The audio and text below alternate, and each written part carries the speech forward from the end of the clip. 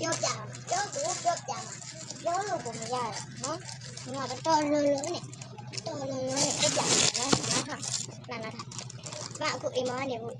အလုပ်တွေအကုန်ပြေဆိုတော့တန်းရှိလုံနေဆိုပြီးအိမ်မတက်လာတော့ဘိုက်ကလည်းစားလိုက်တာဘာမှလည်းဆက်မရှိဘူးလို့ထမင်းစားချင်လည်းတော်တော်ကြော်သွားပြီထမင်းလည်းစားပြီးဆိုဘိုက်ကစားရောနေတယ်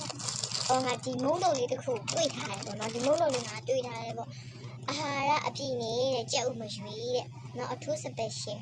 ဒီကြက်ဥမရွေးလေးဒီထုတ်ကိုကြည့်တော့အဲ့တခုပဲကျန်တော့ငါဒါဆိုစားလိုက်တော့မယ်ဆိုပြီးတော့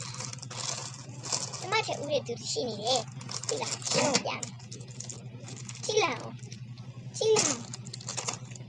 တော်လုံးလုံးနဲ့တော့သူတို့တွေသိလားဒီတထုံးလေးစားမလို့ဒီတထုံးငါဒီထုံးကျန်ပြီးခဲ့တဲ့နေ့ကလည်းတွေ့နေမစားတဲ့ဘက်ကလည်းမစားဘူးအခုဒါစားတော့မယ်ဆိုမှကြည့်လိုက်တော့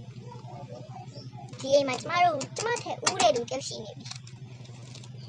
ချီကိုကိုက်ခါတာကြက်ရှင်လည်းအဲ့လိုလား